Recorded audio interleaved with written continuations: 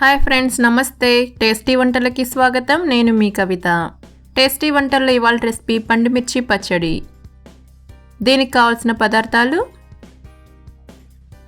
1/2 kilo పండు మిర్చి, 50 grams చింతపండు, 1 స్పూన్ ధనియాలు, 2 స్పూన్స్ ఆవాలు, 1 స్పూన్ మెంతులు, 1 స్పూన్ శనగపప్పు, 1/2 స్పూన్ ఇంగువ, 2 లేదా 3 ఎండుమిర్చి, 6 లేదా 8 వెల్లుల్లి రెబ్బలు, సాల్ట్ రుచికి సరిపడా, అండ్ 100 గ్రామ్స్ వంట నూనె. కావాల్సినవి చూసాం కదా. ఇప్పుడు తయారీ విధానం గురించి తెలుసుకుందాం.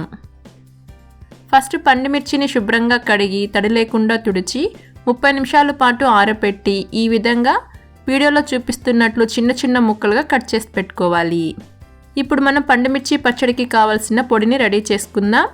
దానికోసం కడాయిలో 1 స్పూన్ ఆవాలు, ధనియాలు, మెంతులు వేసి దోరగా వేయించుకోవాలి. వీటన్నింటిని మనము లో ఫ్లేమ్లోనే దోరగా వేయించుకోవాలి. మరీ ఎక్కువసేపు వేయించుకున్నామంటే పొడి చేదొస్తుంది. సో ధనియాలు, ఆవాలను అన్నింటినీ దోరగా వేయించుకొని స్టవ్ ఆఫ్ చేసి ఇంగువ వేసి కలిపి చల్లారి పెట్టుకుందాం.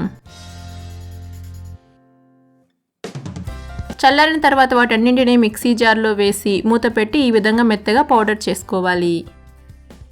తర్వాత కట్ చేసుకున్న పండు మిర్చి వేసి మూత పెట్టి వీడియోలో చూపిస్తున్న విధంగా కచ్చాపచ్చాగా గ్రైండ్ చేసి స్పూన్తో అంతా ఒకసారి కలుపుకోవాలి. తర్వాత అందులో రుచికి సరిపడా సాల్ట్, చింతపండుని గింజలు లేకుండా వేసుకొని కిందికి పైకి ఒకసారి కలిపి మళ్ళీ మూత పెట్టి ఈ విధంగా కచ్చాపచ్చాగా గ్రైండ్ చేసుకుందాం. పచ్చడిని మరీ మెత్తగా గ్రైండ్ చేసుకున్నామంటే బాగుండదు. సో ఈ విధంగా కచ్చాపచ్చాగా మిక్సీ పట్టుకోవాలి. మీకు ఇంట్లో రోలు ఉంటే రోట్లో దంచుకోండి. టేస్ట్ ఇంకా చాలా బాగుంటుంది. ఇప్పుడు పోపు పెట్టుకుందాం. కడాయిలో ఆయిల్ వేసి వేడి చేసి ఆవాలు వేసి చిటపటలాడాక శనగపప్పు వేసి దోరగా వేయించుకోవాలి. అవి వేగాక వెల్లుల్లి రెబ్బలు వేసి కాసేపు వేయించి ఎండుమిర్చి వేసి దోరగా వేయించుకోవాలి. మీకు కావాలంటే కరివేపాకు కూడా వేసుకోవచ్చు. ఇప్పుడు మనం ముందుగా మిక్సీ పట్టుకున్న పండు మిర్చి పచ్చడి వేసుకోవాలి. నేను ఇంగువని ఆవాలు, మెంతులు పౌడర్ చేసుకునేటప్పుడే వేశాను కాబట్టి పోపులో వేయడం లేదు.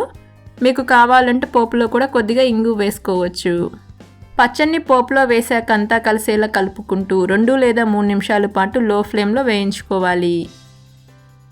మనం పచ్చళ్ళు, ఊరగాయలు చేసుకునేటప్పుడు గుర్తుపెట్టుకోవాల్సినవి: మనం యూజ్ చేసే మిక్సీ జార్లు, మనం స్టోర్ చేసుకునే బాటిల్స్, గెరిటెలు, కడాయిలు ఏవి తడి లేకుండా చూసుకోవాలి. తడి ఉంటే పచ్చడి త్వరగా బూజు పట్టి పాడవుతుంది. చూడండి, 3 నిమిషాల తర్వాత కలిపి స్టవ్ ఆఫ్ చేసుకున్నామంటే పండు మిర్చి పచ్చడి రెడీ అయిపోతుంది. చూడండి పచ్చడి ఎంత కలర్ఫుల్గా ఉందో. చూసారు కదా ఫ్రెండ్స్, ఎంతో టేస్టీ అండ్ సింపుల్ పండు మిర్చి పచ్చడిని ఎలా ప్రిపేర్ చేసుకున్నామో. మీరు కూడా ఈ రెసిపీని ఒకసారి ట్రై చేసి మీ వాల్యుబుల్ ఫీడ్బ్యాక్ని కింద కమెంట్ బాక్స్లో కమెంట్ చేయండి. అలాగే మీకు ఈ రెసిపీ నచ్చినట్లయితే మీ ఫ్రెండ్స్కి, మీ ఫ్యామిలీ మెంబర్స్కి, మీ రిలేటివ్స్ అందరికీ షేర్ చేయండి. Thank you.